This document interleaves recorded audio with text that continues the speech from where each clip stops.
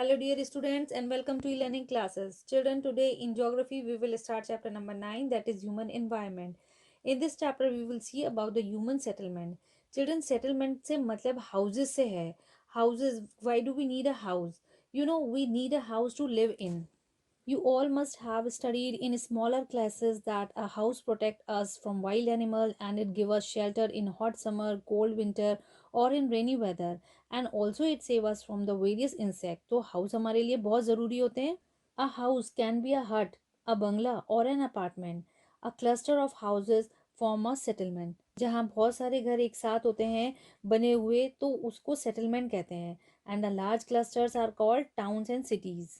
किसी एरिया में सेटलमेंट कितना डेवलप है ये डिपेंड करता है वहाँ की सुटेबिलिटी ऑफ लैंड पर, अवेलेबिलिटी ऑफ वाटर पर, फेवरेबल क्लाइमेट पर, फर्टाइल सॉइल पर.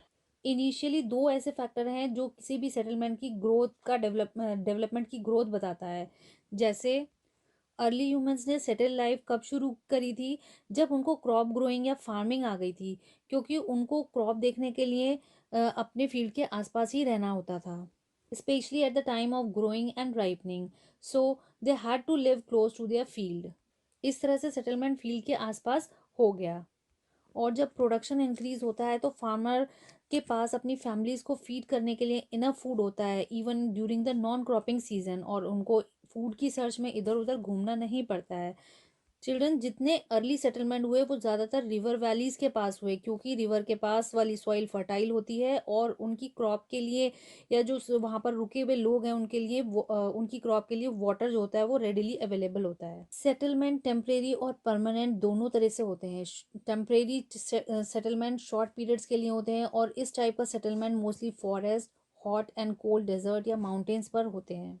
People living in such settlement often practice hunting, gathering, fishing, shifting cultivation and transhumance. Time के साथ साथ सेटलमेंट भी चेंज हो गए. आज लोग बड़े घर में रहें या छोटे में, but they prefer permanent settlement. They have a layout plan. It includes building for residential purposes, commercial purposes, school, hospitals, offices, and other services, cultural and entertainment needs, space for street roads, etc. Children, we have classified the settlement into two types: rural settlement and urban settlement. Rural settlement. Villages are known as rural settlement. Village में रहने वाले लोग agriculture पर depend करते हैं. जितनी agricultural land होती है वो सब विलेज सेटलमेंट में आती है. विलेजेस कोस्टल एरिया पर भी होते हैं जहाँ पर फिशिंग मेन एक्टिविटीज होती है. Many villages have developed cottage industries based on local raw material and needs. A rural settlement has few houses and limited utility and social services. This includes market, school, post office, primary health center, etc. The shape of rural settlement can be various type like compact, scattered, linear and radial. Means rural settlement का shape जो है वो different type से हो सकता है. First one is